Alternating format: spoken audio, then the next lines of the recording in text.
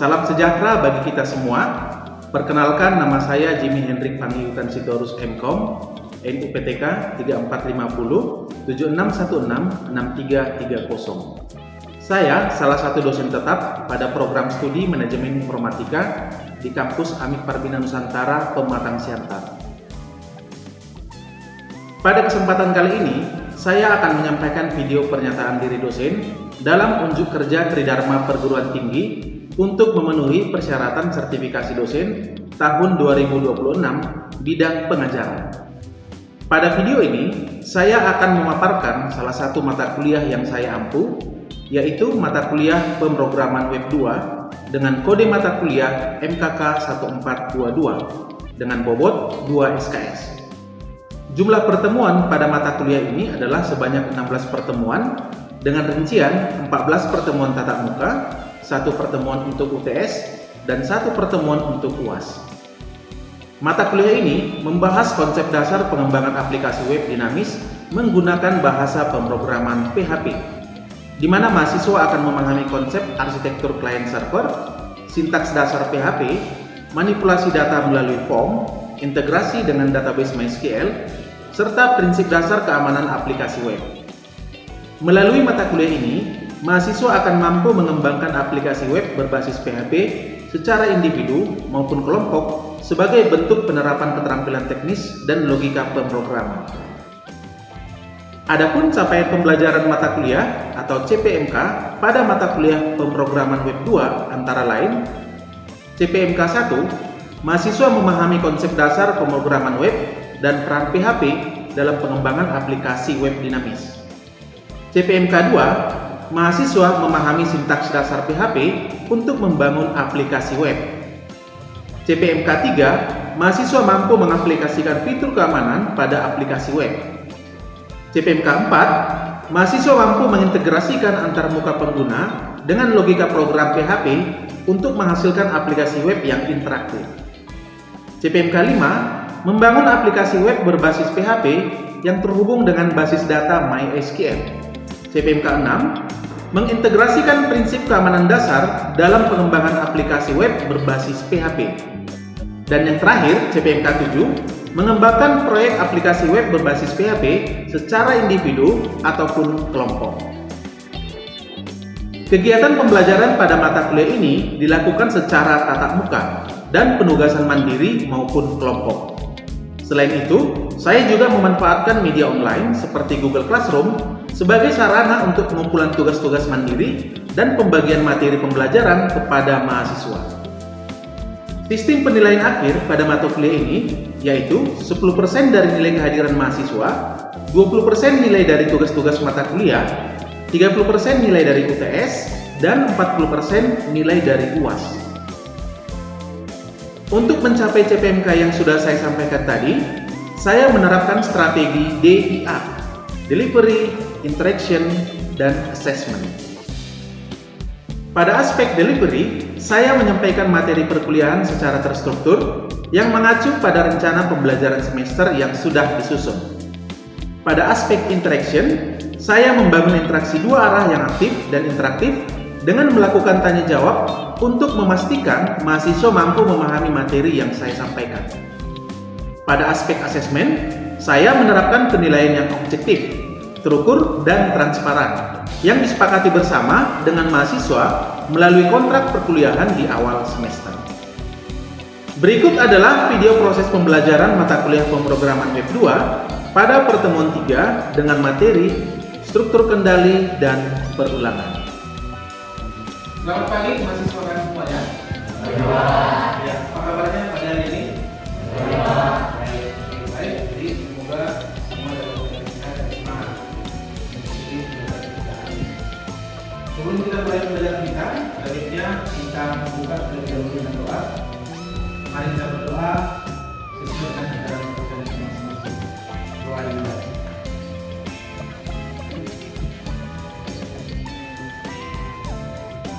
Doa selesai. Baik, sebelumnya saya mau absensi dulu mahasiswa saya ada hari ini. Saya panggil namanya, kemudian nanti mahasiswa saya namanya tolong dijawab akhir. Yang pertama, absensi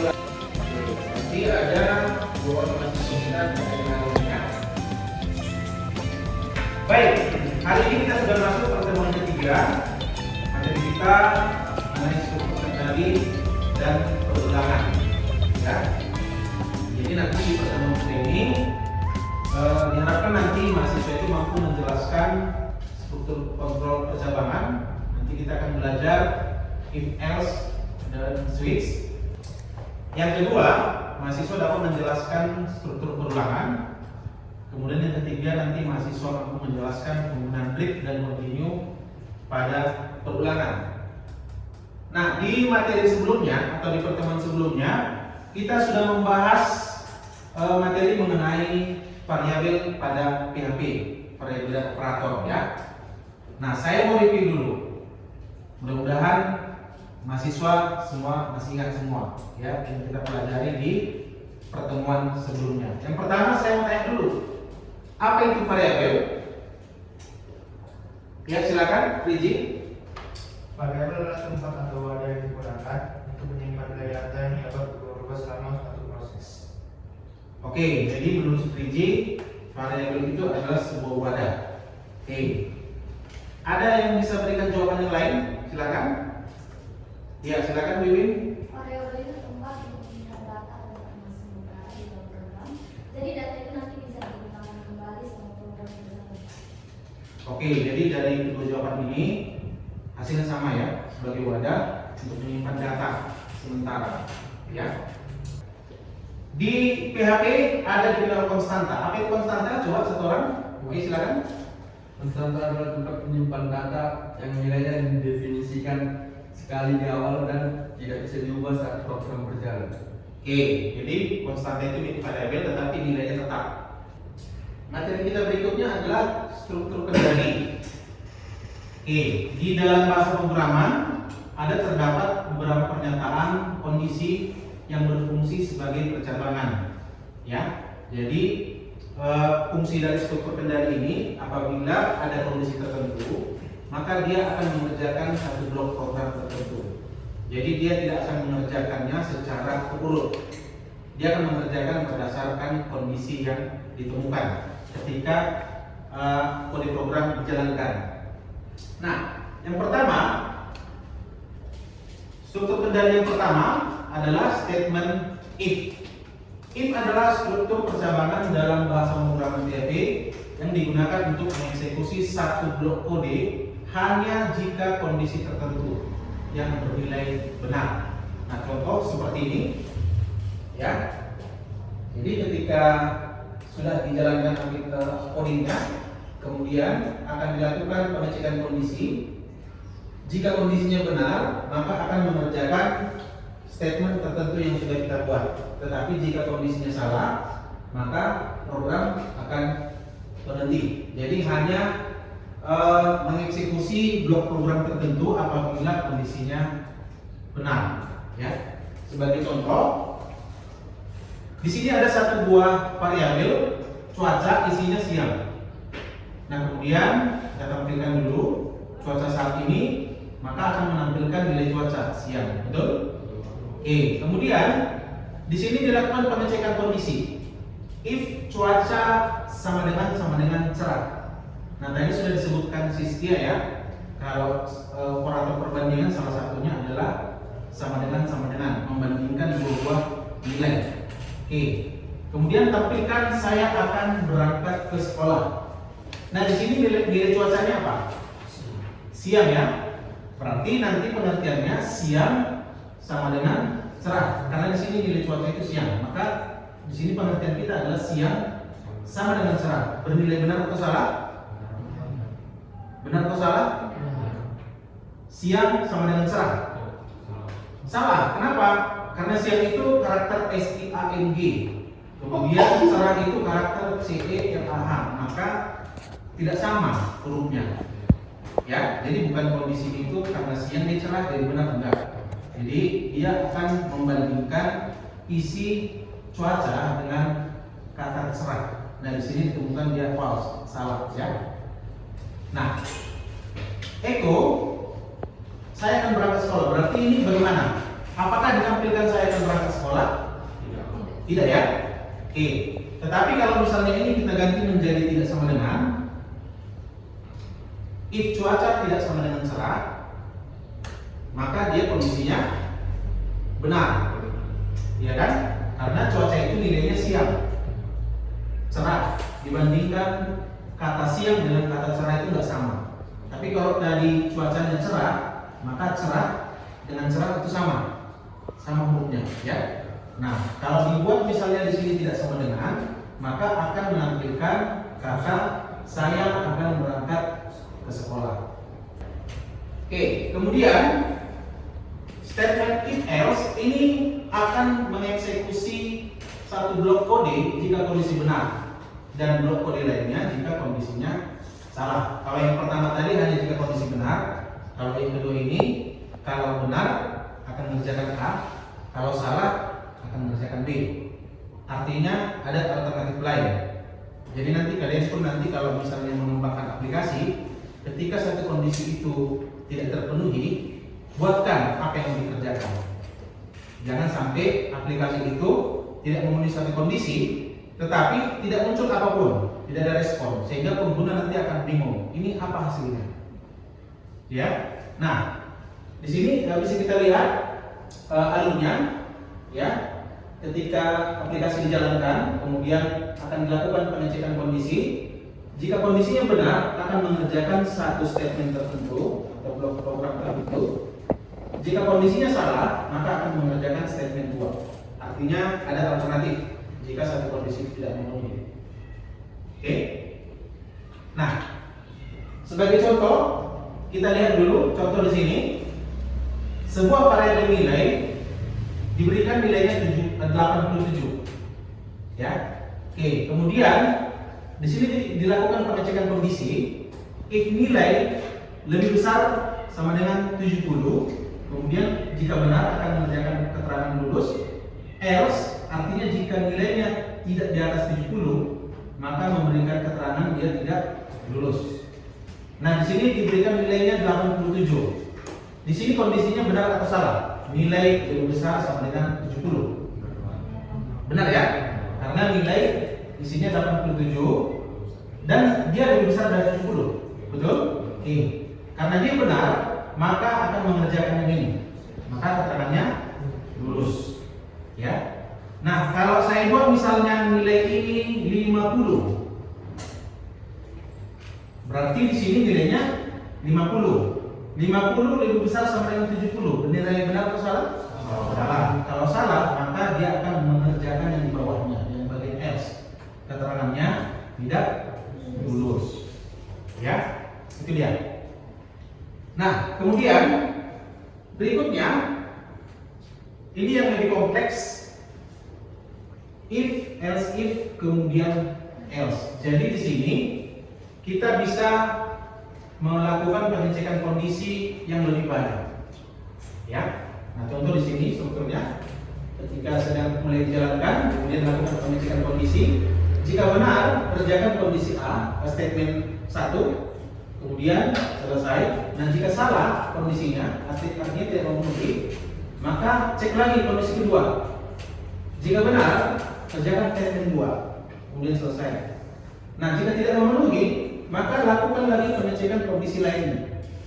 Jika benar, maka kerjakan statement 3, selesai. Nah, jika tidak benar, artinya semua tidak memenuhi, maka akan mengerjakan statement ketiga. Artinya ada alternatif apabila semua kondisi tidak memenuhi. Ya. Oke, cara penulisannya seperti ini. If kondisi, kemudian statement yang mau dikerjakan, kemudian di sini kita pakai else if untuk mengecek kondisi kedua. Kemudian statement 2 yang akan dikerjakan, kemudian else if kembali kondisi ketiga, statement berikutnya. Begitu seterusnya, seberapa banyak kondisi yang mau kita buat. Nah, terakhir, apabila nantinya semua kondisi ini tidak memenuhi, masukkanlah else statement di dalam kondisi dalam else seperti ini. Ya, artinya ketika semua tidak memenuhi, maka akan mengerjakan statement yang di else. Ya, oke. Nah, kita coba lihat dulu potongan kode program berikut. Nilai mahasiswa 75. Kondisi pertama, pengecekan kondisi pertama. If nilai mahasiswa lebih besar dari 86. Ini simbol apa yang dan yang 2 simbol N, ya kan? Nilai mahasiswa lebih kecil dari 100. Ini pengertiannya, nilai mahasiswa itu antara 86 sampai dengan 100. Oke. Nilainya berapa tadi? 75. Apakah memenuhi di sini? Tidak. Maka akan dilakukan pengecekan kondisi kedua. Else if nilai mahasiswa berapa? 75. 75 ya. 75 lebih besar dari 71. Dan nilai mahasiswa berapa tadi? 75 lebih kecil dari 86. Artinya nilai mahasiswa itu antara 71 sampai 85,9. Apakah memenuhi di sini nilainya? Memenuhi. Oke, karena memenuhi, maka akan mengerjakan blok program yang ini. Predikatnya B, kelulusannya memuaskan. Bagaimana dengan yang lain? Tidak akan dikerjakan. Ya, karena sudah ditemukan yang benar, maka tidak akan dikerjakan, dia akan keluar dari if dan melanjutkan potongan perintah berikutnya sampai ke bawah. Ya, maka nanti akan muncul nilai mahasiswa itu 75. Kemudian predikatnya adalah predikat yang ini. Kemudian kelulusannya adalah kelulusan yang di sini. Saya? Oke. Statement switch case.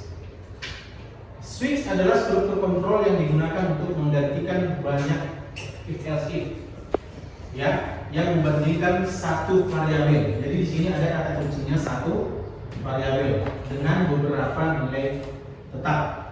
Oke, tulisannya seperti ini. Switch variabelnya, case nilainya. Ya, kalau nilainya sekian dikerjakan yang ini, kemudian break itu untuk keluar dari switch. Kalau nilainya sekian, kerjakan segmen, kemudian break keluar dari switch, begitu seterusnya.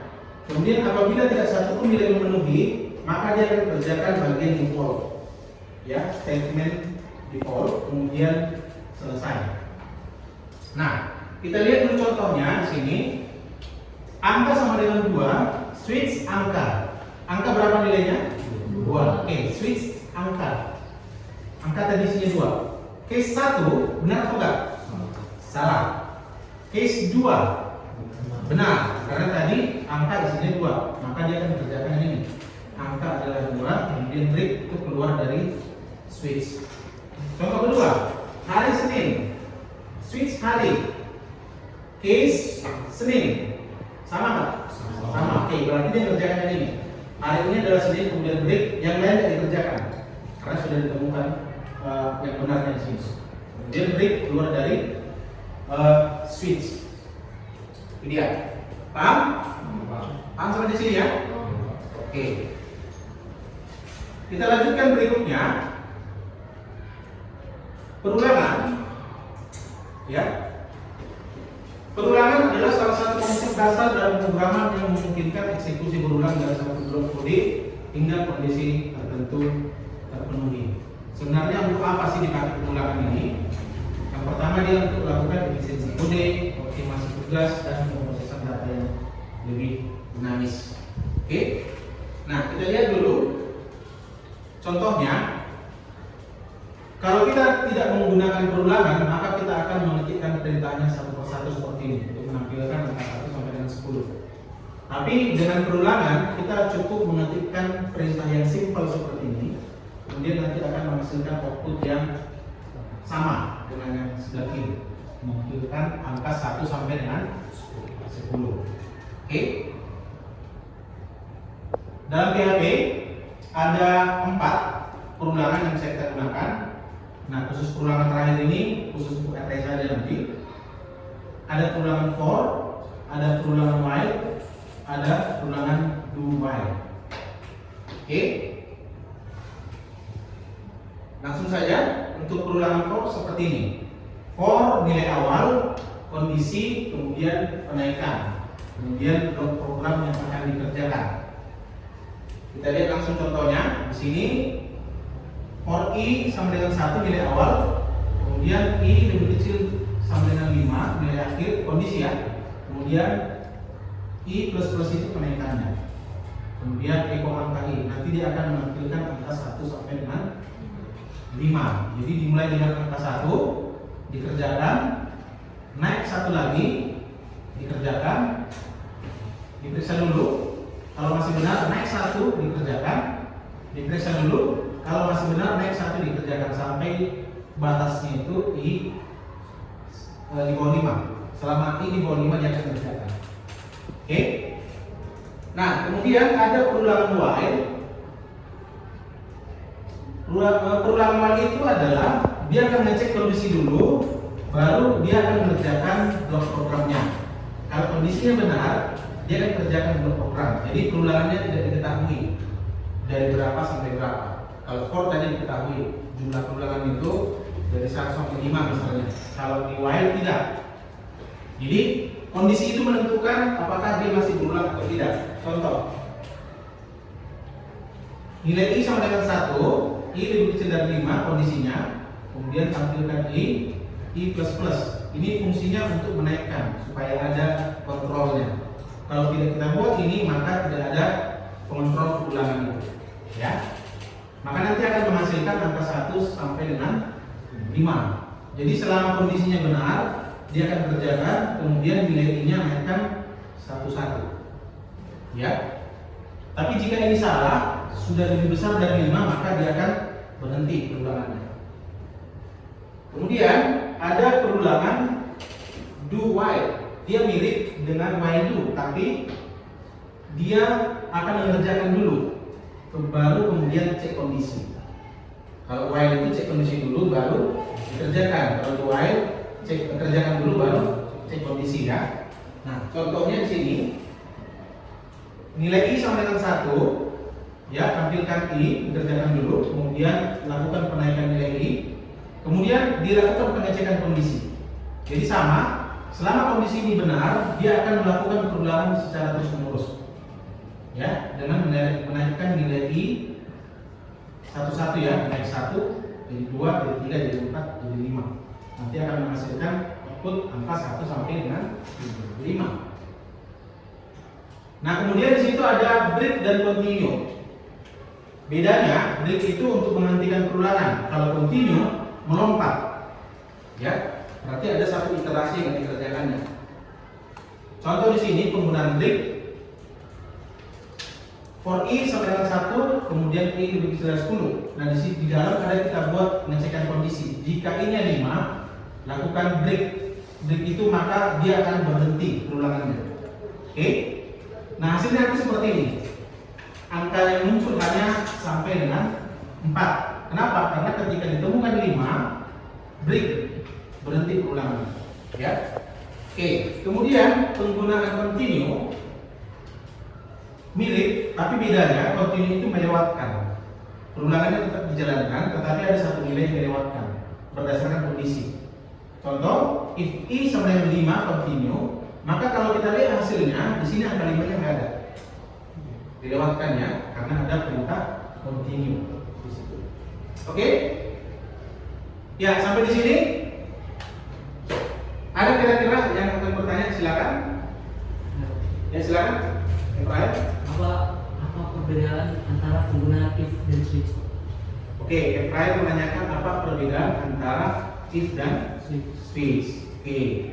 Kalau if itu dipakai untuk menseleksi kondisi dengan lebih banyak, ya, atau kondisi yang lebih bervariatif. Kalau switch itu hanya menseleksi satu nilai untuk satu kondisi saja. Ya, jadi kalau kondisi lebih kompleks, gunakanlah if else dan else if. Paham ya sampai di situ? Oke. Baik, kalau gitu saya akan berikan tugas. Yang pertama, silakan kalian buatkan nanti aplikasinya menggunakan bahasa PHP, ya, untuk menentukan diskon, ya, berdasarkan total harga. Kemudian tugas yang kedua, silakan nanti kamu buat aplikasi sederhana untuk menampilkan perkalian 1 sampai 10 pakai perulangan, ya, tetapi perulangan itu harus menggunakan perulangan for, while, dan while. Jadi ada 3 perulangan dengan hasil yang sama, ya, untuk perkalian 1 sampai 10. Nanti semua file kalian itu, file tugas-tugas kalian, silakan diupload di Google Classroom yang sudah disediakan. Oke? Ya. Ya, baik. Kalau begitu, kalau tidak ada pertanyaan, kita sudahi pertemuan kita ini. Ya, jangan lupa mengerjakan tugas-tugas yang sudah saya berikan dan segera diupload ke Google Classroom sebelum batas waktu yang sudah ditentukan. Oke, baik. Terima kasih buat pertemuan kita hari ini. Semoga apa yang kita pelajari hari ini bisa bermanfaat bagi kalian semua. Terima kasih. Selamat pagi.